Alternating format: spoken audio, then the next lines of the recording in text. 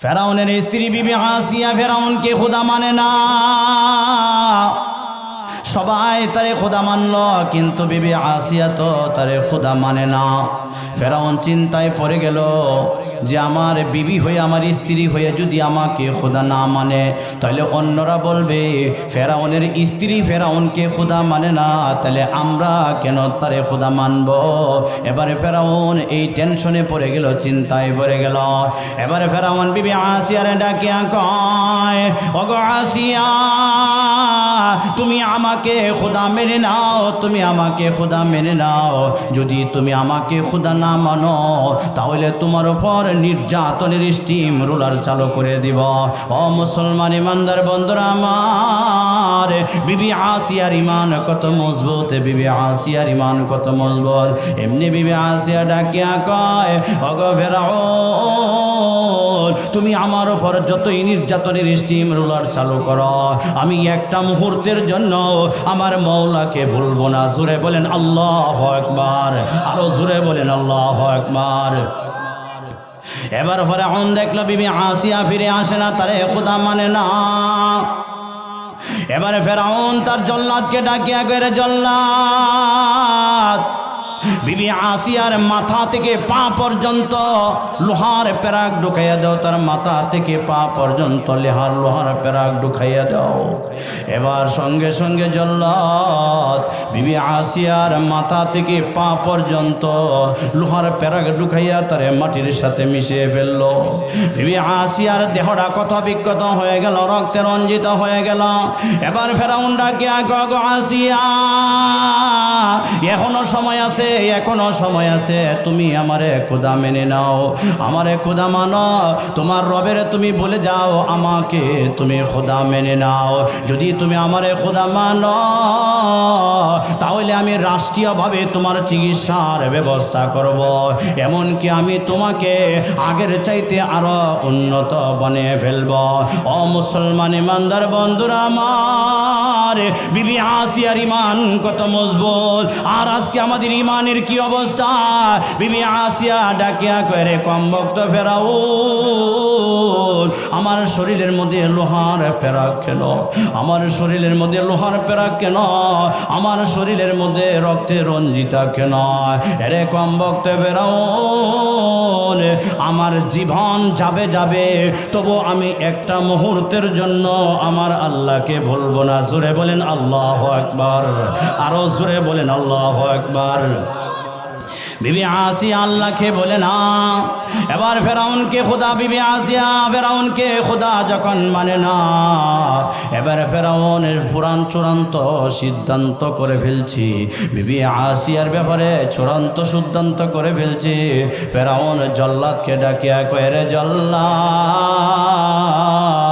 বিবি আসিয়ারে বিশাল বড় একটা গাছের কাছে নিয়ে যাও, গাছের সামনে তারে ধার করাও, ধার করে মাথা থেকে পা পর্যন্ত লোহার পেরাক ঢুকাও, আসিয়ারে উলঙ্গ বানাও, উলঙ্গ বানাইয়া তার লজ্জাস্থানের মধ্যে পেরাক ঢুকাইয়া দাও, তার কলিজার মধ্যে পেরাক ঢুকাইয়া দাও। ও মুসলমান ইমানদার বন্ধুরা আমার, সঙ্গে সঙ্গে জল্লাদ এই নির্দেশ ভাইয়া বিবি আসিয়াকে বড় একটা গাছের কাছে নিল, গাছের কাছে নিয়ে মাথা থেকে পা পর্যন্ত লোহার পেরাক ঢুকাইয়া দিল। বিবি আসিয়াকে উলঙ্গ করিয়া লজ্জাস্থানের মধ্যে পেরাক ঢুকাইয়া দিল, তার কলিজার মধ্যে লোহার পেরাক ঢুকাইয়া দিল। এবার বিবি আসিয়া ব্যথায় কাতরাচ্ছিল, ব্যথায় কাতরে কাতরে ক্ষয় আল্লাহর কাছে দোয়া করে, গো মাবুদ, একমাত্র তোমাকে পাওয়ার জন্য, একমাত্র তোমার মহাব্বতে, তোমার ভালোবাসায় আল্লাহ গো, তোমার জান্নাত পাওয়ার জন্য আমি ফেরাউনের মতো সম্রাট স্বামী হারিয়ে ফেলছি। ওগো মাবুদ, আমি রাজ সিংহাসন সব সম্পত্তি আমি হারিয়ে ফেলছি। মাবুদ গো, তুমি আমাকে বদলা দাও, তুমি আমাকে বদলা দাও। ও মুসলমান বন্ধুরা আমার, বিবি আসিয়ার এই নির্যাতনের দৃশ্য দেখিয়া আসমান কাঁদে, জমিন কাঁদে, বাতাস কাঁদে, সমস্ত মাখলুক কাঁদা শুরু করে দিয়েছে, কিন্তু কমবক্ত ফেরাউনের মধ্যে কোনো মায়া আসে না। বিবি আসিয়া যখন আল্লাহর কাছে কান্না শুরু করে দিল, মহান রব্বুল আলামিন ডাকিয়া, গো আসিয়া, তুমি আর কানবা না, তুমি আর কানবা না। ফেরাউন তোমার উপর যতই আঘাত করুক না কেন, তোমার দিলের মধ্যে কোনো আঘাত করতে পারবে না। আসিয়া, তুমি একমাত্র আমাকে পাওয়ার জন্য, আমার জান্নাতকে তুমি পাওয়ার জন্য দুনিয়াতে ফেরাউনের মতন তুমি সম্রাট স্বামী হারাইছ। তুমি টগনাই। আমি আল্লাহ তোমার জন্য জান্নাতের মধ্যে আমার বন্ধু বিশ্ব নবী মুহাম্মদুর রাসূলুল্লাহ সাল্লাল্লাহু আলাইহি সাল্লামকে তোমার জন্য স্বামী হিসাবে নিযুক্ত করে রেখে দিয়েছি। জোরে বলেন আল্লাহু আকবার। ও মুসলমান ইমানদার বন্ধুরা আমার, আল্লাহ ডাকে আগো আসিয়া তুমি আসমানের দিকে তাকাও। বিবি আসিয়া যখন আকাশের দিকে তাকাইলো, আকাশের দিকে তাকাইয়া দেখে আসমানের সমস্ত দরজাগুলো বিবি আসিয়ার জন্য খুলে দেওয়া হয়েছে। জোরে বলেন সুবহানাল্লাহ। আল্লাহ তাআলা ফেরেশতাদেরকে ডাকিয়া গো ফেরেশতারা, আমার আসিয়ার জন্য আমি জান্নাতের মধ্যে যে বাড়িটা তৈরি করে রেখেছি, আসিয়ার জন্য জান্নাতের মধ্যে যে বাড়িটা তৈরি করে রেখে দিয়েছি, এই জান্নাতটা আসিয়ার সামনে ধরো। ফেরেশতারা সঙ্গে সঙ্গে তার জান্নাতের বাড়িটা আসিয়ার সামনে যখন আলগি দিয়া ধরলো, এবার আসিয়া মুস্কি মুস্কি হাসে। মুস্কি মুস্কি হাসতে হাসতে আমার আল্লাহর জিকির করতে করতে চিরদিনের জন্য আল্লাহর রাস্তায় জীবন কুরবান দিয়ে বেহেশতে চলে গেল। জোরে বলেন সুবহানাল্লাহ। তাহলে বুঝে থাকলে বলেন, বিবি আসিয়া কি আল্লাহকে বলছে? জোরে বলেন বলছে কি? আজকে আপনি আমি যদি এমন বিপদের সম্মুখীন হই, মনে কয়েকবারই বলে যাবেন গে, ঠিক কিনা? জোরে বলেন। আর আজকে আসিয়ার ঈমান কত মজবুত ছিল। আমি কথাটাই বুঝাইতে চাইছিলাম যে আল্লাহর নামের জিকিরের আলোচনা শুনলে আপনি আমার দিলের মধ্যে আল্লাহর মহব্বতে, আল্লাহর ভয়ে জোশ মারে না। কারণটা হলো আপনি আমার ঈমান গুনাহ করতে করতে দুর্বল হয়ে গেছে, ঠিক কিনা? আর যারা আল্লাহর নামের জিকিরের স্বাদ পাইছে, আল্লাহর নামের জিকিরের যারা মজা পাইছে, তারা হাসতে হাসতে আল্লাহর রাস্তায় আল্লাহকে ডাকতে ডাকতে জীবন কুরবান করে দিয়েছে, ঠিক কিনা? একটু আওয়াজ দেবেন। তাহলে আমি বলতেছিলাম মুমিনের গুণ কয়টা, একটু আওয়াজ দিয়ে বলেন মুমিনের গুণ কয়টা? ফার্স্টটা, 1 নাম্বার, ইন্নামাল মুমিনুনা আল্লাযীনা ইযা যুকিরাল্লাহু ওয়াজিলাত কুলুবুহুম। নিশ্চয় সত্যিকারের মুমিন তো সেই ব্যক্তি যার সামনে আল্লাহর নামের আলোচনা করা হয়, তখন সেই মুমিন ব্যক্তি আল্লাহর ভয়ে তার অন্তরের মধ্যে থরথর করে কাঁপা শুরু হয়ে যায়।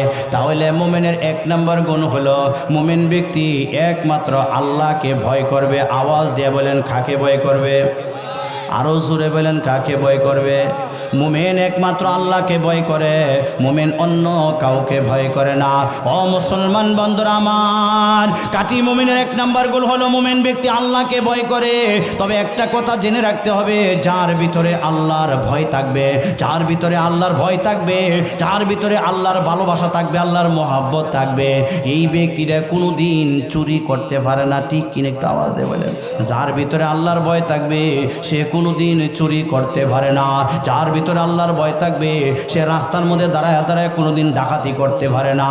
যার ভিতরে আল্লাহর ভয় থাকবে সেই ব্যক্তিরা কোনোদিন সুদ খাইতে পারে না, ঠিক কিনা? একটু আওয়াজ দিয়ে বলেন। যার ভিতরে আল্লাহর ভয় থাকবে সে কোনোদিন ঘুষ খাইতে পারে না। যার ভিতরে আল্লাহর ভয় থাকবে সে কোনোদিন মানুষকে ঠকাইতে পারে না। যার ভিতরে আল্লাহর ভয় থাকবে সে কোনোদিন অন্যায়ভাবে মানুষ হত্যা করতে পারে না, ঠিক কিনা? আওয়াজ দিয়ে বলেন। যার ভিতরে আল্লাহর ভয় থাকবে এ কোনোদিন নামাজ ছাড়তে পারে না। যার ভিতরে আল্লাহর ভয় থাকবে এ তো কোনোদিন সুদ খাইতে পারবে না, ঘুষ খাইতে পারবে না। আল্লাহর ভয় নাই দেখেই রাস্তার মধ্যে দাঁড়ায় দাঁড়ায় ডাহাতি করে। দেখবেন গরিব মানুষ একটা গরু কত কষ্ট করে গরুটারে ফালে, গোয়াল ঘরের মধ্যে তালা দেয়, সুরের যন্ত্রণায় গরুটারে রাখতে পারে না। সুর গরু তো লই যায়, আরও সিঁড়ি লিখে যায়, কয় তালা মারিয়া যেভাবে বিয়া যেমন কাবিনে বিয়া ঠিক রাখতে পারে না, স্বামী ইচ্ছা করলে তালাক দিতে পারে। গুরু শিহল দেয়, গুরু রাহন যায় না, যে সুর ইচ্ছা করলে গুরু শিহল ভাঙ্গিয়া নিতে পারে। জোরে করে আওয়াজ। এমন সুর আছে কিনা? এর ভিতরে আল্লাহর ভয় নাই। তাহলে মুমিনের এক নম্বর গুণ হলো, মুমিন ব্যক্তি কাকে ভয় করবে? একটু আওয়াজ দিয়ে বলেন। মুমিন ব্যক্তি একমাত্র আল্লাহকে ভয় করবে। যার ভিতরে আল্লাহর ভয় থাকবে, এত কোনোদিন সুদ খাইতে পারবে না, তার পেটের মধ্যে কোনো সময় হারাম খাদ্য ঢুকাবে না, ঘুষ খাইবে না। ও মুসলমান ইমানদার বন্ধুরা আমার, আপনি আমি সুদ খায়া, ঘুষ খায়া, হারাম খায়া, মানুষকে ঠকাইয়া যতই এবাদত করি, নামাজ পড়ি, একটাও কাজে লাগবে না। কোনো এবাদত আল্লাহর দরবারে কবুল হবে না। ঠিক কিনা? আপনি হারাম খাই আবাদত করবেন, হারাম খাই আবাদত আল্লাহর দরবারে সেই আবাদত কবুল হয় না। হারাম খাই আবাদত করলে সেই আবাদত কবুল হবে না। আজকে আমাদের সমাজের মধ্যে এই কথাটা আমার না বললেই হচ্ছে না। আজকে আমাদের সমাজের মধ্যে সুদের যে লেনদেন, সুদের লেনদেনটা বেড়ে যাচ্ছে। শুধু খালি আমাদের পুরুষ ভাইদের মধ্যে না, মহিলার মধ্যে সুদের লেনদেনটা বেশি হয়। ঠিক কিনা জোরে বলে? আজকে ও পর্দার আড়ালের মা বোনরা কান পেতে শুনেন, আপনি সুদ খান, সুদের লেনদেন করেন, সুদের যে কি পরিণাম, কি পরিণতি, কি ভয়ঙ্কর পরিণতি, এটা তো আজকে আপনি জানেন না। আবার কেউ আছে জান্নাও খাইতেছে। ঠিক কিন্তু আওয়াজে আল্লাহর ভয় থাকলে তো আপনি সুদ খাইতে পারেন না। আল্লাহ তো কোরআন শরীফের মধ্যে বলে দিয়েছে, ইয়া আইয়ুহাল্লাযীনা আমানুত্তাকুল্লাহা ওয়া যারু মা বাকিয়া মিনার রিবা। আল্লাহ কয়, হে ইমানদার ব্যক্তিগণ, তোমরা আল্লাহকে ভয় করো। ওয়া যারু মা বাকিয়া মিনার রিবা, সুদের লেনদেন তোমরা ছেড়ে দাও। যদি তোমরা সুদের লেনদেন করিয়া থাকো, তাহলে তোমার লভ্যাংশ ছেড়ে দাও, সুদের লেনদেনটা ছেড়ে দাও। ফাইল্লাম তাফআলু ফাআযানু বিহারবিম মিনাল্লাহি ওয়া রাসূলিহি। সুদ খাওয়া হারাম, সুদের কি ভয়াবহ পরিণাম ফল এটাও জানো। জানার পরেও যদি তুমি সুদ খাও, তাহলে আল্লাহ এবং আল্লাহর রাসূলের সাথে যুদ্ধ করার জন্য প্রস্তুত হয়ে যাও। জোরে কইলেন নাউজুবিল্লাহ, এত অস্তে কইলেন, কি বলতে শুনছেন? আল্লাহ কয়, হে ইমানদার ব্যক্তিরা, ইমানদার বলে ডাকে কর যে তোমরা আল্লাহকে ভয় করো। আমানুত্তাকুল্লাহ ওয়া যারু মা বাকিয়া মিনার রিবা, সুদের লেনদেন ছেড়ে দাও। ফাইলাম তাফআলু, সুদ খাওয়া হারাম। সুদ কি ভয়াবহ পরিণাম ফল, কি ভয়াবহ শাস্তি, এটা জানার পরেও যদি সুদ না ছাড়ো, ফাআযানু বিহারবিম মিনাল্লাহি ওয়া রাসূলিহি, তাহলে আল্লাহ এবং তার রাসূলের সাথে যুদ্ধ করার জন্য প্রস্তুতি গ্রহণ করো। জোরে বলেন নাউজুবিল্লাহ। আচ্ছা বাবারা বলেন তো দেখি, যে সুদ খাইলে এত ভয়াবহ পরিণাম ফল, যে আল্লাহ তার বিরুদ্ধে যুদ্ধ ঘোষণা করছে, আমার রসুল তার বিরুদ্ধে যুদ্ধ ঘোষণা করছে, তারপরেও যে আমরা যে সুদ খাই, সুদ যারা খায়, সুদ যারা খান, সুদের লেনদেন করেন, মনে কষ্ট নেবেন না, এটা বলতেই হচ্ছে। কারণ হারাম খাই ইবাদত করবেন, ইবাদত তো আল্লাহর দরবারে কবুল হচ্ছে না। আপনি তাহাজ্জুদের নামাজ পড়েন, 5 ওয়াক্ত নামাজ পড়েন, কোরআনের তেলাওয়াত করেন, কিন্তু কান কিন্তু হারাম, হারাম খাই ইবাদত কোনো কবুল হবে না। এই জন্য আমার এটা বলতেই হচ্ছে যে সুদের লেনদেন করলে যে কি পাপ, তার ব্যাপারে একটা হাদিস শুনেন। আল্লাহর নবীর হাদিস, যদি কোনো ব্যক্তি জানিয়া শুনিয়া সুদের 1টি টাকা খায়, জানিয়া শুনিয়া যদি সুদের 1টি টাকা খায়, তাহলে 36 বার জিনার কাজে, ব্যভিচারের কাজে লিপ্ত হলে যে পাপ, সুদের টাকা 1টি টাকা জানিয়া শুনিয়া খাইলে সেই পাপ। জোরে বলেন নাউজুবিল্লাহ। এরপরে সুদ খাইবেন, তাহলে আর একটা হাদিস শোনাই। আমার নবী কয়, সুদখোর ব্যক্তি কাল কিয়ামতের দিন কিভাবে উঠবে জানেন? হাসরের ময়দানে সুদখোর গিয়ে হাসরের ময়দানে উঠবে, তার পেটটা হয়ে যাবে গুদামের মতো বড়, বিশাল বড় গুদামের মতো বড় হবে, আর তার পেটের মধ্যে সাপ বিচ্ছু বিলিবিলি করতে থাকবে, সাপ বিচ্ছু বিলিবিলি করতে থাকবে। হাসরের ময়দানে মানুষ তাকে দেখিয়া চিনি ফেলবে যে এই ব্যক্তিরা দুনিয়ার মধ্যে বড় সুদখোর ছিল। জোরে বলেন নাউজুবিল্লাহ। তারপরও সুদ খাইবে, লাইটটা বড় ফ্যাট, এই যে কইতেছে লাইটটা বড় ফ্যাট হইব, আর ফ্যাটের মধ্যে সাপ বিচ্ছু বিলিবিলি করতে থাকবে। আমার নবীর হাদিস, যারা সুদ খায়, যারা সুদ দেয়, যারা সুদের সাক্ষী হয়, যারা সুদের লেখক হয়, তাদের প্রত্যেকের উপরে আমার নবী লানত করেছে। আন জাবিরিন আন রাসূলিল্লাহি সাল্লাল্লাহু আলাইহি সাল্লাম লানা রাসূলুল্লাহ সাল্লাম আকিলার রিবা ওয়া মুকিলাহু ওয়া কাতিবাহু ওয়া শাহিদাইহি। সুদদাতা, সুদ গ্রহীতা, সুদের সাক্ষীদ্বয়, সুদের লেখক, প্রত্যেকটা 4 জন ব্যক্তির উপরে আমার নবী লানত করছে। জোরে বলেন নাউজুবিল্লাহ। আমনে সুদ খায়া যে দিব, যে টাকা নিব, যে সাক্ষী হবে, যে লেখক হবে, সবারই কিন্তু সমান গুনাহ হবে, তার মধ্যে কোনো কমতি নাই, সবারই সমান গুনাহ হবে। সুদ, আল্লাহ নবীর হাদিস, যারা সুদ খান শুনে যান, সুদ করে 70টা পাপ। জোরে বলেন কয়টা গুনাহ? 70টা গুনাহ। জোরে কইনা কয়টা গুনাহ? 70টা গুনার মধ্যে সবচেয়ে নিম্নের গুনাহটা হলো আপন মায়ের সাথে জিনা করা। জোরে বলেন নাউজুবিল্লাহ। আপন মায়ের সাথে জিনা করলে যে পাপ, সুদ খেলে সেই পাপ। জোরে বলেন নাউজুবিল্লাহ। আমি আপনাদেরকে জিজ্ঞাসা করি, এই দুনিয়াতে কি এমন কোনো পাগল আছে যে আপন মায়ের সাথে জিনা করে? আছে এরকম কোনো পাগল? জোরে কইনা আছে? নাই। তারপরে সুদ যে খান, সুদ তো আপন মায়ের সাথে জিনা করলে যে পাপ, তার চেয়ে ভয়ঙ্কর পাপের কথা বলা হয়েছে সুদ খাওয়া। তাহলে আপনি সুদের লেনদেনটা কেন করেন? আপনি আজকে এই মাহফিল থেকে তওবা করে যাবেন। যারা সুদ খান, আমি আশা করি এখানে কেউ খায় না, তবে যদি ভুলবশত খায় থাকেন আল্লাহর কাছে তওবা করবেন, আর জীবনেও কোনোদিন সুদ খাইবেন না। কারণ হারাম খাইয়া ইবাদত করলে ইবাদত আল্লাহর দরবারে কবুল হয় না। ঠিক কিনা তাও দেবেন? আল্লাহর দরবারে যে হারাম খায়া ইবাদত করলে ইবাদত যে কবুল হয় না, এটা বুঝাই ফেললে গিয়া আমি আপনাদেরকে একটা ঘটনা শোনাই। আল্লাহর এক ওলি ইব্রাহিম ইবনে আদহাম। আওয়াজ দিয়ে বলেন আল্লাহর ওলির নাম কি? আওয়াজ দিয়ে বলেন না, ইব্রাহিম ইবনে আদহাম। তিনি জমানার মস্ত বড় একজন ওলি ছিলেন। ইব্রাহিম ইবনে আদহাম তিনি একদিন ইচ্ছা করলেন মুসলমানদের প্রথম কিবলা বাইতুল মুকাদ্দাস, বাইতুল মুকাদ্দাসের মধ্যে তিনি একটা রাত্র ইবাদত করে কাটাইবেন। তখনকার সময় বাইতুল মুকাদ্দাসের মধ্যে কাউকে থাকতে দিত না।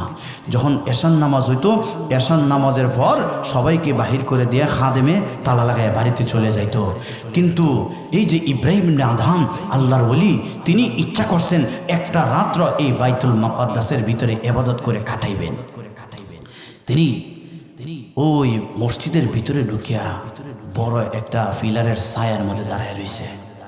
এই দিক দিয়ে খাদেম রে আসলে আল্লাহ তার মনকে বলাই দিছে যে এইদিকে যাইস না, আমার একটা খাস বন্দা আছে, তার জীবনের একটা ঘটনা আমার শুধরাইতে হবে। জোরে বলেন না সুবহানাল্লাহ। তখন খাদেমরা চলে গেছে, তালা মারে চলে গেছে। ইব্রাহিম ইবনে আদহাম তিনি ওই যে ফিলারের ছায়ার মধ্যে দাঁড়ায় আছেন, সেখান থেকে বের হয়ে তিনি মিম্বারের সামনে আসিয়া নামাজের মধ্যে দাঁড়ায় গেছে। ইব্রাহিম ইবনে আদহাম তিনি নামাজ পড়তেছেন। নিশি রাত্রের সময় কয়েকজন যুবক এই মসজিদের ভিতরে আসে ঢুকে গেছে।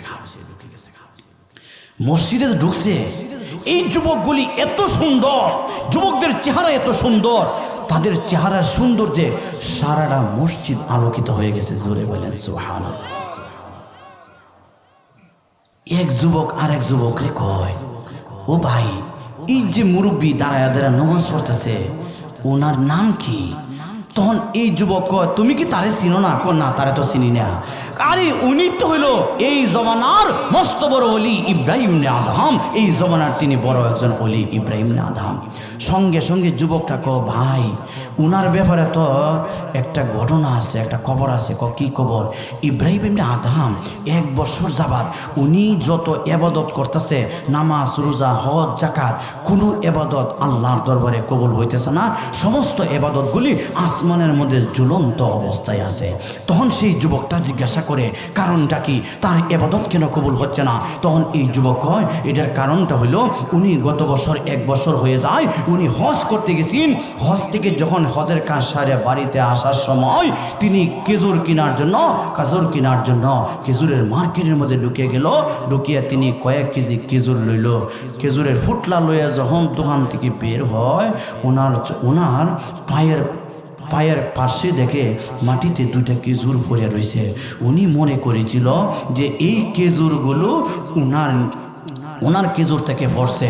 এটা মনে করিয়া তিনি 2টা খেজুর খেয়ে ফেলছিল। আসলে খেজুরের মালিক, প্রকৃত মালিক উনি ছিল না, খেজুরের মালিক ছিল দোকানদার।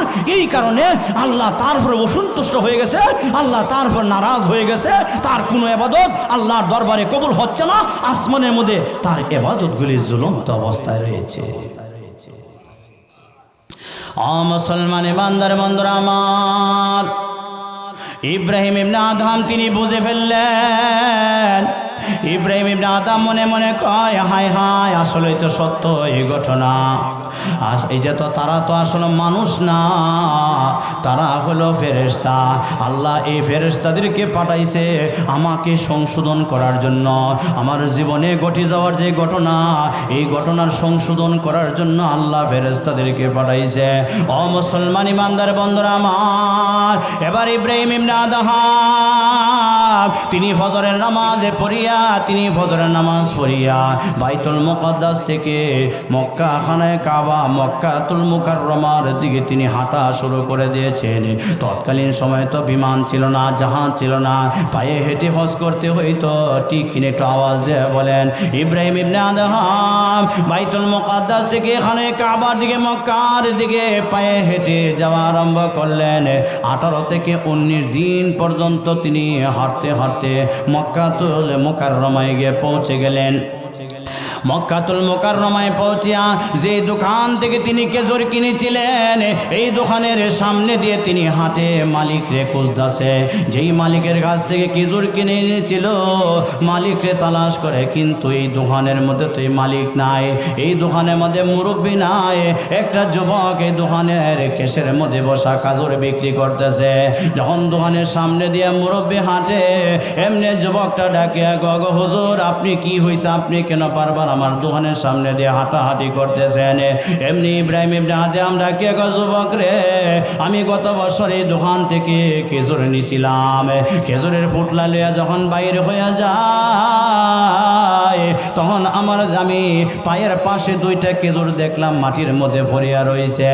আমার মনে করে আমি খেয়ে ফেলেছিলাম। খেজুরের মালিক আসলে আমি ছিলাম না, খেজুরের মালিক ছিল এই দোকানদার। এই কারণে আমার আল্লাহ আমার প্রতি নারাজ হয়ে গেছে। 1 বছর যাবত আমার কোনো ইবাদত আল্লাহর দরবারে কবুল হইতেছে না। যুবক রে, আজকে এই মুরব্বী কোথায়, দোকানের মালিক কোথায়? এমনি যুবকটা ডাকিয়া কয়, মুরব্বী, আমার আব্বা কিছুদিন হয় দুনিয়া থেকে বিদায় হয়ে গেছে। আমার আব্বা মারা গেছে, কিছুদিন হয় আমার আব্বা মারা গেছে। এই কথা যখন শুনল, এমনি ইব্রাহিম ইবনে আদম হাউমাউ করে কান্না শুরু করে দিয়েছে। ইব্রাহিম ইবনে আদম হাউমাউ করে কান্দে আর কয়, যুবক রে, আমার কি উপায় হবে, আমার কি উপায় হবে, আমি কোথায় থেকে ক্ষমা নিব? এমনি যুবকটা ডাকে, হুজুর, আপনি চিন্তা করেন না, আপনি চিন্তা করেন না, আমি ব্যবস্থা করতেছি। আমরা ওয়ারিশ সূত্রে আমার আব্বার সমস্ত সম্পত্তির মালিক হয়েছে আমরা 3 জন, আমি এবং আমার একজন বোন, আমার আম্মা। এই 3 জনে আমরা ওয়ারিশ সূত্রে আমার আব্বার সমস্ত সম্পত্তির মালিক হয়েছি।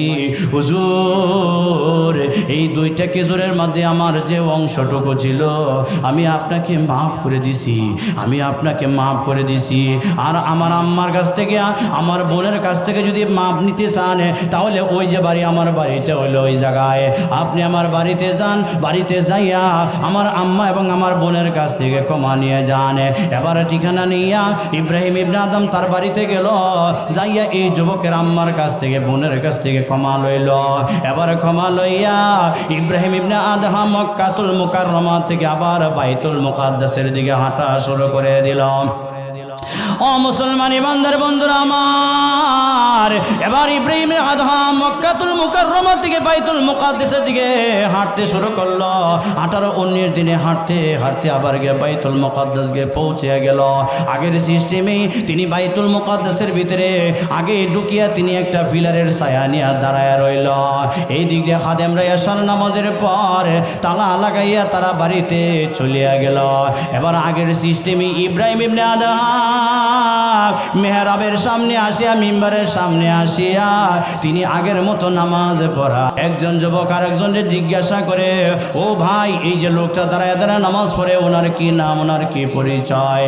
এমনি সেই যুবক কয়, তুমি তারে চিনো না? না, তারে চিনি না। তিনি হইল এই জমানার ওলি ইব্রাহিম ইবনে আদম। এমনি যুবকটা কয়, ওনার ব্যাপারে একটা খুশখবরি, একটা সুসংবাদ আছে। কি সুসংবাদ?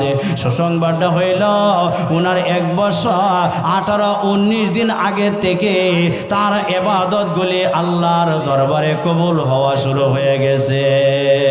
জোরে বলেন আল্লাহু আকবার, আরো জোরে বলেন আল্লাহু আকবার। বুঝা থাকলে বলেন। ইব্রাহিম ইবনে আদহাম যে 2টা খেজুর খাইছেন, জান্না খাইছেন না অজানা বশত খাইছেন, একটু আওয়াজ দিয়ে বলতে হবে। আওয়াজ দিতে পারেন না, জোরে বলেন। জান্না খাইছেন না অজানা বশত খাইছে? অজানা বশত খাইছে 2টা খেজুর। 2টা খেজুর অজানা বশত খাওয়াতেই আল্লাহ আসলো কথাটা হইল, যে যাকে যত মহব্বত করে তার শাস্তিরও এত বড় হয়। ঠিক কিনা আওয়াজ দিয়ে বলেন। এই দুনিয়াতে দেখবেন যে যারে বেশি ভালোবাসে তার প্রতি রাগটাও বেশি হয়। দেখবেন যে যারে বেশি মহব্বত করে কোনো কারণবশত যদি কাল একটু নারাজ হয়, এমন রাগ হয়, এই রাগটা ভাঙতে অনেক সময় লাগে। ঠিক কিনা আওয়াজ ধরে বলেন। আল্লাহ তাকে যত মহব্বত করে, যেমন মহব্বত করছে তার শাস্তিটাও সে বলে দিয়েছে। আবার আল্লাহ তাকে বেলায়েতের মর্যাদা তারা দান করছে। জোরে বলেন সুবহানাল্লাহ। এই ইব্রাহিম আদহাম তিনি তখন চিন্তা করছে যে আসলে তো আল্লাহ আমাকে এই বাইতুল মুকাদ্দাসের মধ্যে আনছেই আমার জীবনের ঘটে যাওয়া ঘটনাকে পরিশুদ্ধ করার জন্য। ঠিক কিনা একটা আওয়াজ দেবেন। তাহলে ইব্রাহিম আদহাম যদি অজানা বশত 2টা খেজুর খাইয়া তার এই অবস্থা হয়, এখন আপনি আমি যদি জান্নে হারাম খাই, সুদ খাই, ঘুষ খাই, পরের মাল জোর হরিয়া মারিয়া খাই, তাহলে আমরা আমার ইবাদত থেকে অটোমেটিক কবুল হয়ে যাবো নাকি?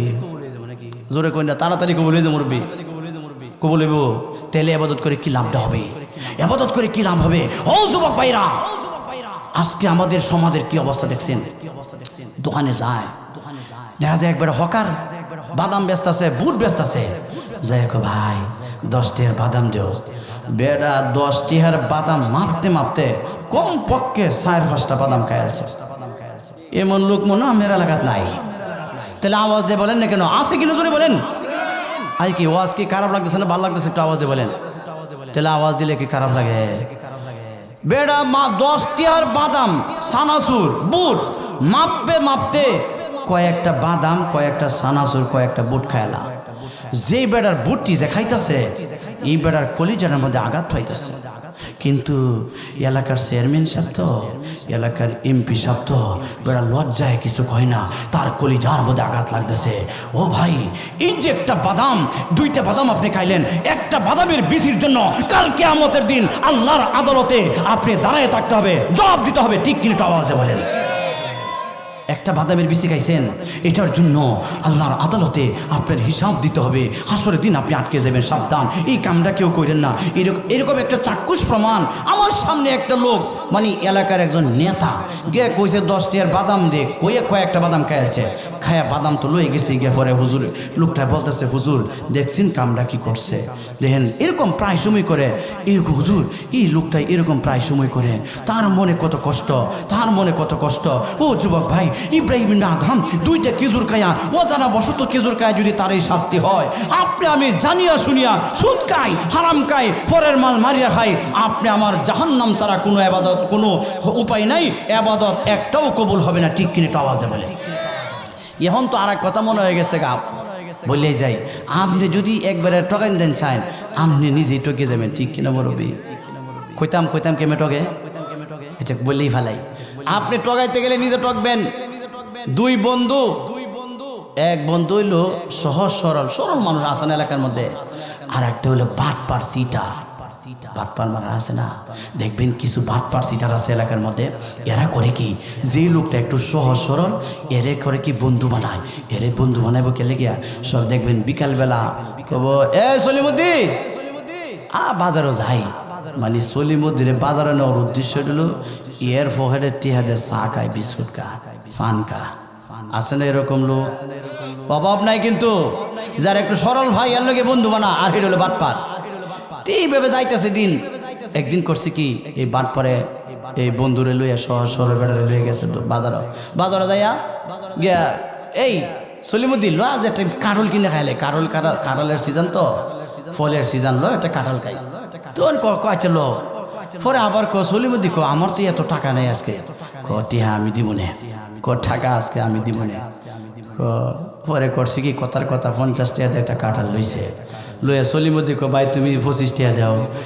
টিহা দিমু পরে, আগে খায়া লই, যে কুশ বেশি খাইব, ইয়ে টাকা বেশি দিব। পরে করছে কি, কাঁঠাল ভাঙছে, 92 ভেঙে লেছে, টিহা দিছে না। বেড়া তো কারল ভাঙ্গিয়া কুশ খাওয়া আরম্ভ করছে, যে বেড়া সহজ সরল বেড়া, এই বেড়া তো সিস্টেম মতে খাইতেছে, সুন্দর করে বাজমতি খাইতেছে।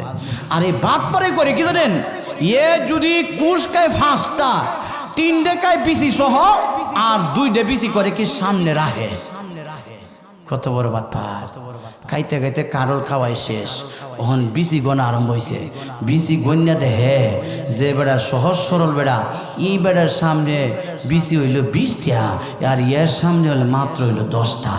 তখন সহজ সরল বেড়া কয়, ও ভাই তুমি কুশ খাইছো বেশি, তে তোমার বিসি কই? এমনি ক, হাই পাগল রাক্ষস, খাইছো বেশি, বিসি তো সাক্ষী।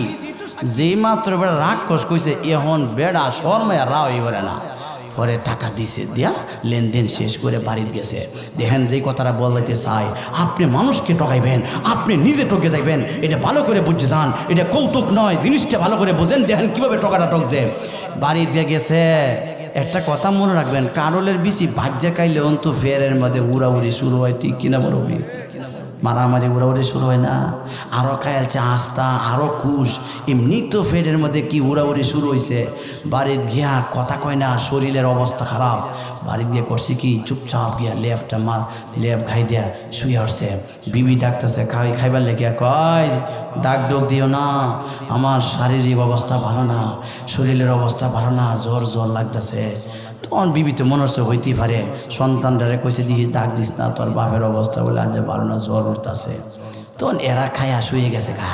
আর এই দিক দিয়ে দিনের অবস্থা খুব খারাপ, আবহাওয়া অবস্থা খারাপ, বৃষ্টি হওয়ার সম্ভাবনা আছে, শ্বাস ভাব। রাত্রের বেলা এই বেড়া করছে কি, যেই মাত্র অর্ধেক রাত্র হয়েছে, সবাই ঘুমো, তার ফেডের মধ্যে এমন একটা মুরানি দিছে, এমন একটা ডাক মারছে, এখন আর তাহার বাউনায় সঙ্গে সঙ্গে বদনা লয়ে দিছে একটা দৌড় দিয়ে একবারে বাড়ির সামনে যে মরিচ ক্ষেত আছেন বেড়ার, মরিচ ক্ষেতের কোনার মধ্যে বইয়া বেড়ার ফ্যাটটা ভালো রে পরিষ্কার করছে, যা কিছু আসিন সব সারিয়া পরিষ্কার করে বেড়া আরামে আয়া ঘুম দেওয়া শুরু করছে।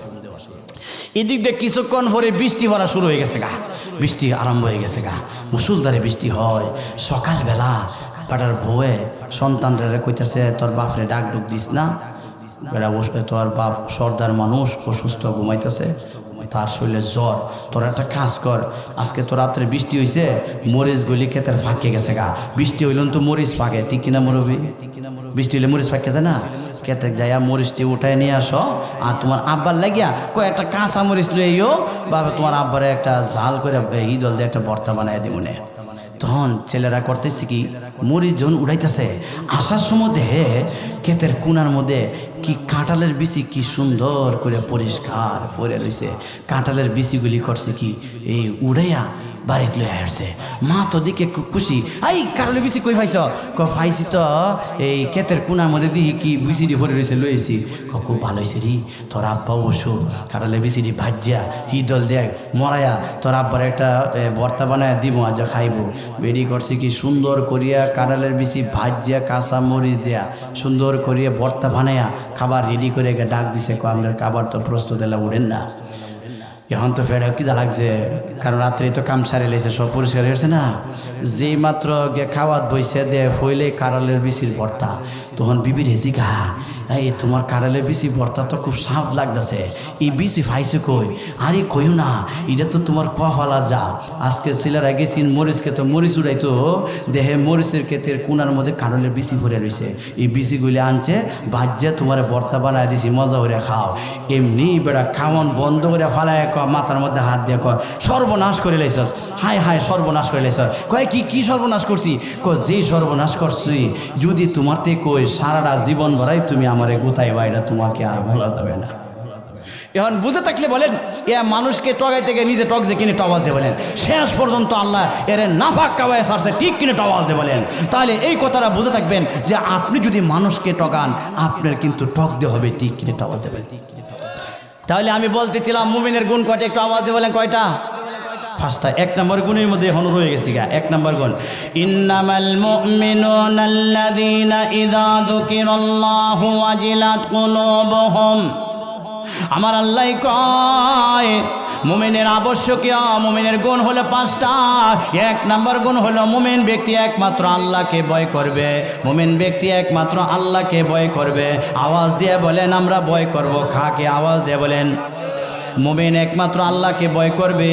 ও মুসলমান বন্ধুরা, আমি এই কথাটাই বলতেছিলাম, যার ভিতরে আল্লাহর ভয় থাকবে সুদ খাইবে না, যার ভিতরে আল্লাহর ভয় থাকবে কোনোদিন ঘুষ খাইতে পারে না, যার ভিতরে আল্লাহর ভয় থাকবে পরের হক মারিয়া খাইতে পারে না, যার ভিতরে আল্লাহর ভয় থাকবে সে কোনোদিন মানুষের উপর জুলুম করতে পারে না, অন্যায়ভাবে মানুষ হত্যা করতে পারে না, ঠিক কি না?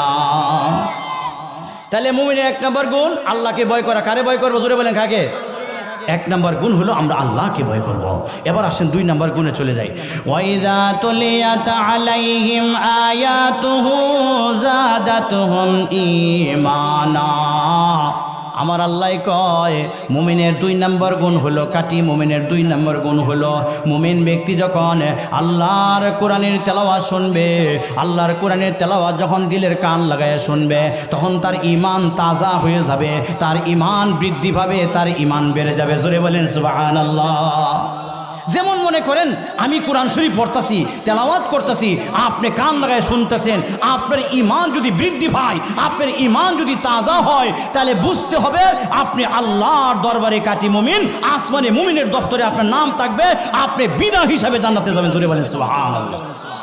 এখন আসেন, এখন আমাদের সমাজের কি অবস্থা? আমাদের সমাজের মধ্যে তো এমনও কিছু লোক আছে, কোরআনের তেলাওয়াত ভালো লাগে না, ওয়াজের আওয়াজ ভালো লাগে না, আজানের আওয়াজ ভালো লাগে না।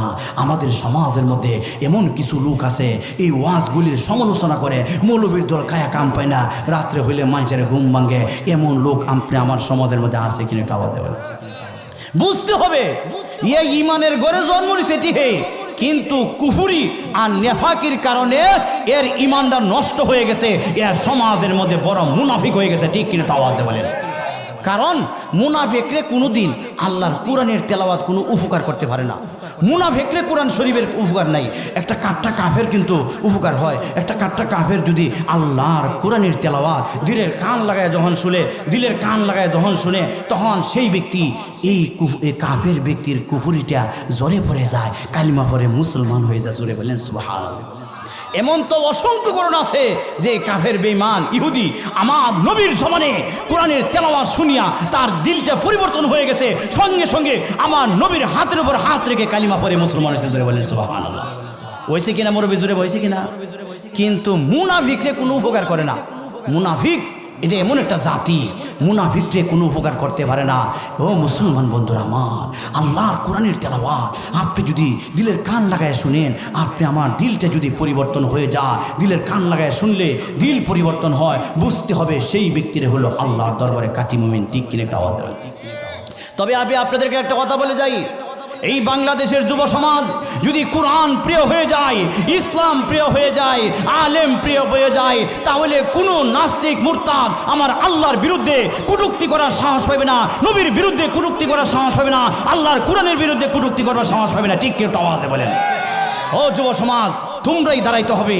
এই যুব সমাজ যদি কোরআন প্রিয় হয়ে যায়, কোনো কাফের বেঈমান, কোনো নাস্তিক মুরতাদ আমার আল্লাহর বিরুদ্ধে কটূক্তি করবার সাহস পাবে না, ঠিক কিনা আওয়াজ দেবে। তাহলে 2 নম্বর গুণ, ওয়াইযা তুলিয়াত আলাইহিম আয়াতুহু যাদাতুহুম ঈমানা। মুমিনের 2 নম্বর গুণ হলো মুমিন ব্যক্তি যখন দিলের কান লাগায় আল্লাহর কোরআনের তেলাওয়াত শুনে, কোরআনের তেলাওয়াত শোনার সঙ্গে সঙ্গে তার ঈমান বৃদ্ধি পায়, ঈমান তাজা হয়ে যায়। জোরে বলেন সুবহানাল্লাহ। ঈমান যে তাজা হয়, ঈমান কেমনে বৃদ্ধি পায়, এটা বুঝাইবার লাগে ছোট্ট একটা ঘটনা শোনাই। কইতাম ইসমাইল শহীদ রহমাতুল্লাহ আলাইহি তিনি বাজারে গেছেন, বাজারে গিয়ে দেখে 3 গায়কে গান গাইতেছে।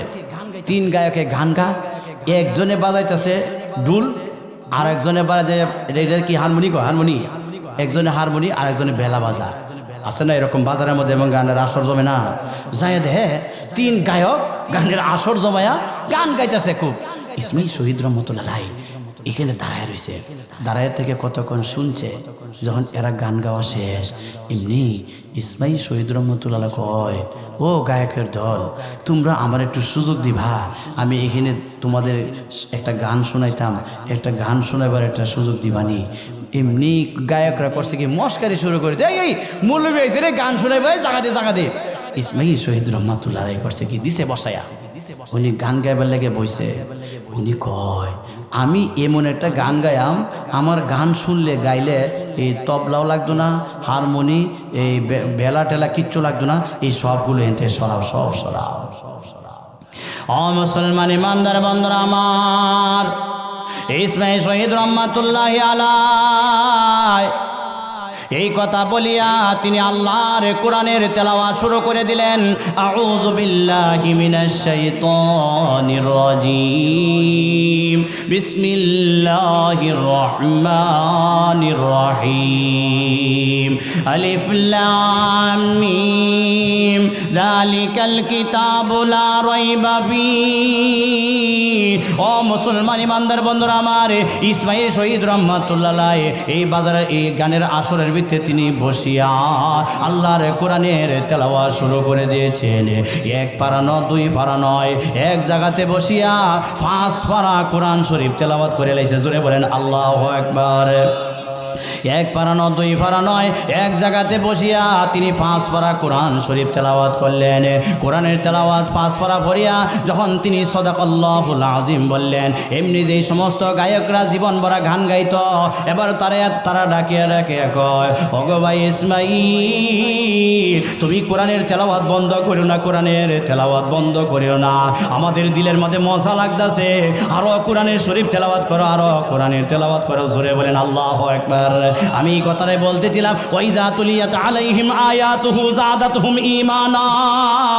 মুমিনের 2 নাম্বার গুণ হলো, মুমিন ব্যক্তি যখন আল্লাহর কোরআনের তেলাওয়াত দিলের কান লাগায় শুনবে, তখন তার ঈমান তাজা হয়ে যাবে, তার ঈমান বৃদ্ধি পাবে। সঙ্গে সঙ্গে গায়করা কয়, ও ভাই ইসমাইল, তুমি আরো কোরআনের তেলাওয়াত করো, আমাদের কাছে মজা লাগতেছে। ও মুসলমান ইমানদার বন্ধুরা আমার, কিতাবের মধ্যে আসছে শেষ পর্যন্ত এই 3টা গায়ক যারা যে জীবন ভরা গান গাইতো, ইসমাইল শহীদ রহমতুল্লাহ হাতের উপর হাত রেখে তওবা করছে, আজ আর জীবনেও কোনোদিন গান গাইব না, আর জীবনেও কোনোদিন গান গাইব না, আল্লাহর কোরআনের তেলাওয়াত করব, আল্লাহর কোরআনের তেলাওয়াত করব। এই 3টা গায়ক আল্লাহর কোরআন শিক্ষার জন্য তারা রেডি হয়ে গেল, আল্লাহর শিক্ষা কোরআনের তেলাওয়াতের মধ্যে তারা লাগিয়ে গেল।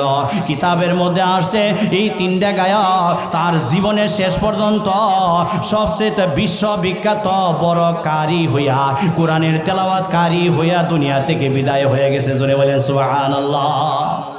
তাহলে আপনি আমি কি কোরআনের তেলাওয়াত যখন হয় দিলের কান লাগায় শুনবেন কি? ইনশাআল্লাহ শুনবেন তো। সামনে তো রমজান মাস আসতেছে, বলে যাই রমজান মাস সামনে আসতেছে, রমজান মাসের মধ্যে আপনাদের মসজিদের মধ্যে খতমে তারাবি আরম্ভ করবেন তো ইনশাআল্লাহ? হুজুর এই তখন একটা বিপদে ফেলাই দিচ্ছেন, খতমে তারাবি যেই সময় লাগে 1.5 ঘন্টা 2 ঘন্টা, এইটা ইমানদার তো আমরা এই মহল্লার মধ্যে নাই। আচ্ছা বাবারা আছে কিনা জোরে বলেন, আছে কিনা জোরে বলেন, আছে ইনশাল্লাহ। কিন্তু আমি আপনাদেরকে একটা কথা বলে যাই, আজকে আপনাদের মসজিদের যে অবস্থাটা দেখলাম, মসজিদে তো মাশাআল্লাহ খুব সুন্দর হবে কাজ শেষ করলে, কিন্তু মুসল্লিদের সংখ্যাটা দেখিয়া আমার মনটার মধ্যে কষ্ট লাগলো যে আজকে মাহফিলের দিন এমন ছোট্ট একটা মসজিদ এই এলাকার মুসল্লিদের ভরপুর হয়ে যাওয়ার কথা ছিল। যখন দাঁড়াইলাম মাত্র দেখলাম 4-5 জন মুসল্লি। কিন্তু আমি বাবারা আপনাদেরকে অনুরোধ করে বলে যাই, 5 ওয়াক্ত নামাজ পড়তে হবে। ঠিক কি একটু আওয়াজে বলে। মসজিদের মুসল্লি বাড়বে, মসজিদের মুসল্লি বাড়াবেন। আর হুজুরকে আহ্বান করব, এলাকার মধ্যে দাওয়াতের কাওয়াত চালু করতে হবে, নামাজের দাওয়াত দিতে হবে, যুবক ভাইদেরকে মসজিদে দাওয়াত দেওয়া দিয়ে নামাজে আনতে হবে। ঠিক কিনে আওয়াজে বলেন। তাহলে আমি বলতেছিলাম যে মুমিনের 2 নম্বর গুণ কি? ওয়াইজা তুলিয়াত আলাইহিম আয়াতুহু যাদাতহুম ঈমানা। মুমিনের 2 নম্বর গুণ হলো, মুমিন ব্যক্তি যখন আল্লাহর কোরআনের তেলাওয়াত শুনবে তখন তার ঈমান তাজা হইবে। আমি আপনাদেরকে অনুরোধ করে যাব, সামনে তারাবির মধ্যে খতমে তারাবি আরম্ভ করবেন, আপনারা দাঁড়ায়া আল্লাহর কোরআনের তেলাওয়াত শুনবেন, আল্লাহর কোরআনের তেলাওয়াত শুনবেন। আল্লাহর কোরআনের তেলাওয়াত যে শুনবেন, যেই ব্যক্তি তেলাওয়াত করতেছে, তেলাওয়াত করে যে সব পাইব, আপনি আমার আমল নামার মধ্যে এমন সবই উঠবে। জোরে বলেন সুবহানাল্লাহ। তাহলে কোরআনের তেলাওয়াত বেশি বেশি শুনতে হবে। ঠিক কিনা আওয়াজে বলেন। এবার চলে যায় 3 নম্বরে, ওয়া আলা রাব্বিহিম ইয়াতাওয়াক্কালুন। আমার আল্লাহ কয় মুমিনের 3 নম্বর গুণ হলো মুমিন ব্যক্তি একমাত্র আল্লাহর উপরে ভরসা করবে। মুমিন ব্যক্তি কোনো সময় চাকরির উপরে ভরসা করে না, মুমিন কোনো সময় ব্যবসার উপরে ভরসা করে না, মুমিন কোনো সময় নেতার উপরে ভরসা করে না, মুমিন কোনো সময় দলের উপরে ভরসা করে না। মুমিনের ভরসা হবে একমাত্র আল্লাহর উপর, ঠিক কিনা? আওয়াজ দিয়ে বলেন আমরা কার উপরে ভরসা করব? একমাত্র আল্লাহর উপরে ভরসা হবে।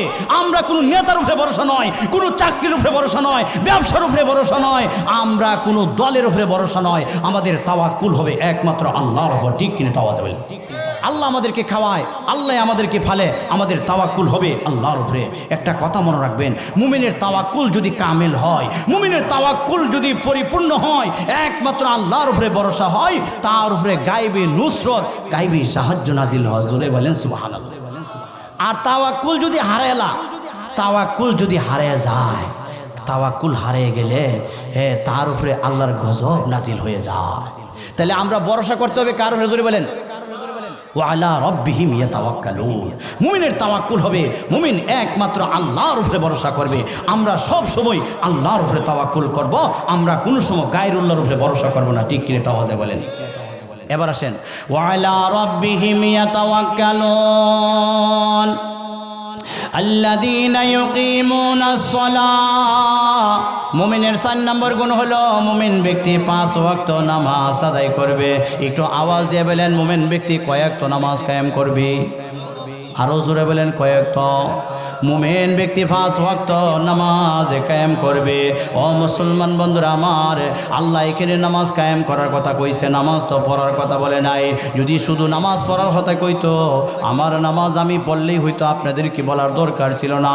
আল্লাহ কয় নামাজ কায়েম করার কথা কইছে। নামাজের যে কায়েমের কথা বলছে, কায়েমের অর্থ তাফসীরের কিতাবের মধ্যে অনেক, আমি সংক্ষেপে 4টা অর্থ বলে যাই। কায়েমের এক অর্থ হইল কায়েম বমানা দায়েম, কায়েম বমানা দায়েম, দায়েম অর্থ হলো সদা সর্বদা। অর্থাৎ আপনি আমি 5 ওয়াক্ত নামাজ আজীবন সব সময় আদায় করব। এমন করব না জোহর পড়লাম আসর পড়লাম না, আসর পড়লাম মাগরিব পড়লাম না, মাগরিব পড়লাম এশা পড়লাম না, আমরা এমন করব না। আপনি আমি আজীবন 5 ওয়াক্ত নামাজ কায়েম করব, ঠিক কি না? আল্লাহর কাঠি মুমিন হয়ে কবরে যেতে হলে কয়েকটা ভর্তি করবে 5 ওয়াক্ত।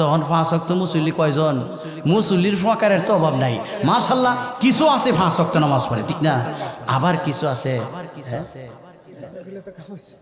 কেউ আছে দেখবেন 5 ওয়াক্ত নামাজ পড়তে খুব কষ্ট লাগে, ফজরের সময় উঠতে চায় না, কষ্ট লাগে। দেখা 5 ওয়াক্ত নামাজের মুসল্লি খুবই কম। কেউ আছে 2 ওয়াক্ত, কেউ আছে 3 ওয়াক্ত, আবার কেউ আছে 1 ওয়াক্ত, কেউ আছে 5 ওয়াক্তের 1 ওয়াক্ত পড়ে না, শুধু খালি জুমার নামাজটা আদায় করে, ঠিক কিনা ধরে বলেন? উনিও তো একজন মুসল্লি, ঠিক না? আবার কেউ আছে 5 ওয়াক্ত নাই, জুমার নামাজও নাই, শুধু খালি জানাজার নামাজ পড়ে। দেখবেন যেখানে মানুষ মারা যায়, বেড়া নেতা লম্বা একটা টুপি, লম্বা একটা পাঞ্জাবি লাগায় গিয়া সামনে মাইক নিয়ে বক্তৃতা দেওয়া শুরু করে, অথচ তার নামাজের কোনো কবর নাই, ঠিক কিনা? আওয়াজে বলেন। আচ্ছা বাবারা বলেন তো দেখি, এই যে ফরজে কেফায়ার নামাজ, জানাজার ফরজে কেফায়ার নামাজ কি সবাই আদায় করতে হইব? যদি কয়েকজনে মিলে আদায় করে, এলাকাবাসীর পক্ষ থেকে, সকলের পক্ষ থেকে নামাজ আদায় হয়ে যাবে, কেউ গুনাহগার হবে না। আর আপনি 5 ওয়াক্ত নামাজ পড়তে হবে, যে 5 ওয়াক্ত নামাজের হিসাব নিবে। আউয়ালু মা ইউহাসাবু বিহিল আবদু ইয়াউমাল কিয়ামাতি সালাহ। কিয়ামতের দিন সর্বপ্রথম আপনি আমার নামাজের হিসাব নেওয়া হবে আগে, ঠিক কিনে পাওয়া যাবে। যদি কোনো ব্যক্তি তার নামাজের হিসাবটা সুন্দর করে দেল, তারে অন্য সব হিসাবগুলি সহজ হয়ে যাবে। জোরে বলেন সুবহানাল্লাহ। আর আমরার এলাকা তখন মাশাআল্লাহ আশেকে রাসূল বাড়ি আসছে, একদল আশেকে রাসূল কয় আমরা নবীর আশেক, নবীরে ভালোবাসি, নবীরে মহব্বত করি। আশেকে রাসূল হইলে নামাজ রোজা দরকার নাই, দিলের নামাজ বড় নামাজ, বাইরের নামাজ লাগে না। জোরে কইলেন নাউজুবিল্লাহ। এই এলাকাত নাকি মুরব্বী আছেন আশেকে রাসূল? আশেকে রাসূলের দলে কি কয়? আমরা আশেকে রাসূল, নবীরে মহব্বত করি, নবীরে ভালোবাসি, নামাজ পড়া লাগতো না, নবীরে মহব্বত করলেই বলে জান্নাতে যাইব। জোরে কইলেন নাউজুবিল্লাহ। অথচ আমার আল্লাহ কি কয়? কুল ইন কুনতুম তুহিব্বুনাল্লাহা ফাত্তাবিউনি ইউহিব্বুকুমুল্লাহ। আমার আল্লাহ কয় গো নবীজি আপনি দুনিয়ার মানুষকে জানিয়ে দেন, আপনার উম্মত দিগকে জানিয়ে দেন, তারা যদি আমার ভালোবাসা পেতে চায়, আমি আল্লাহকে পাইতে চায়, আমার জান্নাত যদি তারা পাইতে চায়, ফাত্তাবিউনি, তারা যেন দুনিয়াতে আপনার অনুকরণ করিয়া চলে। অর্থাৎ নবী গো আপনি দুনিয়াতে যেইভাবে চলাফেরা করছেন তারা যদি সেইভাবে চলাফেরা করে, আপনি যেইভাবে দুনিয়াতে খাইছেন তারা যদি সেইভাবে দুনিয়াতে খায়, আপনি যেইভাবে ঘুমাইছেন তারা যদি সেইভাবে ঘুমায়, আপনি যেইভাবে ফসরা পায়খানা করছেন তারা যদি সেইভাবে ফসরা পায়খানা করে, আপনি যেইভাবে নামাজ পড়ছেন তারা যদি সেইভাবে নামাজ পড়ে, আপনি যেইভাবে পোশাক পরছেন তারা যদি সেইভাবে পোশাক পরে। অর্থাৎ নবী গো আপনার উম্মত যদি দুনিয়াতে আপনাকে ফলো করিয়া চলে, আপনাকে ফলো করিয়া চলে, তাহলে আমি আল্লাহ আপনারে যেইভাবে ভালোবেসেছি আপনার উম্মতকেও আমি সেইভাবেই ভালোবাসবো। সুবহানাল্লাহর আওয়াজ এখন না, কালকে সোয়ালে নাস্তার পরে কইছে জোরে কইনা সুবহানাল্লাহ। বুঝলাম না কিছু আসলে সুবহানাল্লাহ কইব এটাও কষ্ট লাগছে, আরেকবার জোরে বলেন সুবহানাল্লাহ। তাহলে আল্লাহ কইছে নবী রে, নবী গো আপনার উম্মত যেন দুনিয়াতে আপনাকে ফলো করে চলে। আর এরা আশেকে রাসূল কয় নামাজ রোজার দরকার নাই, আমরা নবীরে ভালোবাসি। আসলে তো এরা আশেকে রাসূল না, এরা হলো দুশ্মনের রাসূল। ঠিক কিনা আওয়াজ দেবেন? এরাই হলো নবীর দুশ্মন, এরা হলো নবীর দুশ্মন। এরা নিজেরা তো নামাজ পড়ি না, আর বিভিন্ন যুক্তি ফেস করে কোন নামাজ কই পড়ুম, সব জায়গায় তো নাফাক, কইকে সেজদা করুম নাফাক, কার পিছে পড়ুম, এটাই মানে ঠিক নাই। জোরে বলে নাউজুবিল্লাহ। এই সমস্ত কথা বলে, আরো এরকম কথা কয় যেই কথা আপনি আমি শুনলে ইমান পর্যন্ত হারিয়ে যাবে। ঠিক কি এটা বলতে বলেন? তাহলে আমি বলতেছিলাম যে মুমিনের 4 নম্বর গুণ কি? মুমিন কয়েকটা নামাজ পড়তে হবে।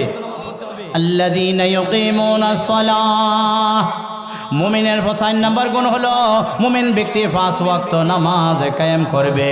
তাহলে আমি বলতেছিলাম কায়েমের অর্থ অনেক, তার মধ্যে 4টা অর্থ বলে যায়।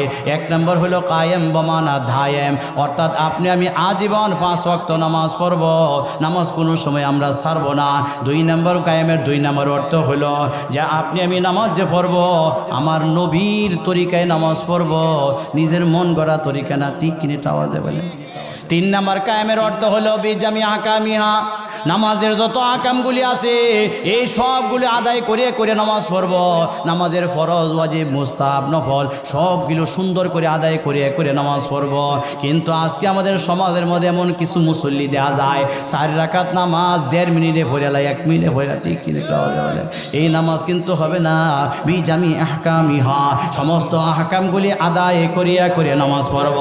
এবার আসেন কায়েমের 4 নম্বর অর্থ হলো, কায়েমের 4 নম্বর অর্থ হলো আমি নিজে নামাজ পড়বো, আমার অধীনস্থ তাদেরকে নামাজের কথা বলবো, আমি নিজে নামাজ পড়বো, আমার বিবিকে নামাজের কথা বলবো, আমি নিজে নামাজ পড়বো, আমার ভাইকে নামাজের কথা বলবো, আমি নিজে নামাজ পড়বো, আমার আব্বা আম্মাকে নামাজের দাওয়াত দিব, আমি নিজে নামাজ পড়বো, আমার পাড়া প্রতিবেশী সবাইকে নামাজের দাওয়াত দিব। ঠিক কিনা?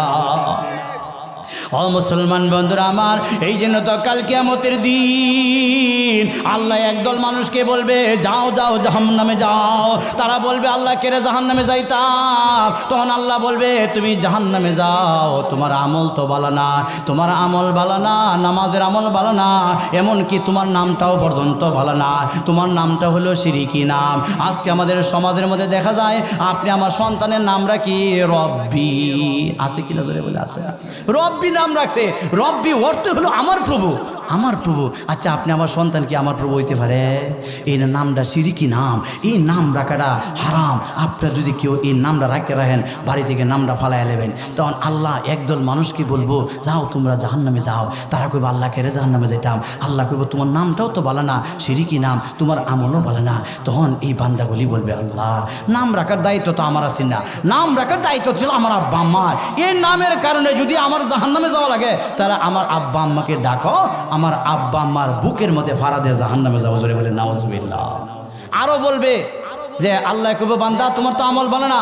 তখন এই যুবকগুলি বলবে আল্লাহ আমার আব্বা তো হাজি সাহেব আছেন, 5 ওয়াক্ত নামাজ পড়তো, তাহাজ্জুদ সহ পড়তো, কিন্তু আমার আব্বা আম্মা তো আমার কোনদিন নামাজের কথা কই নাই, নামাজের দাওয়াত দেয় নাই। যদি আমার আব্বা আম্মা নামাজের কথা বলতো অবশ্যই আমি নামাজ পড়তাম।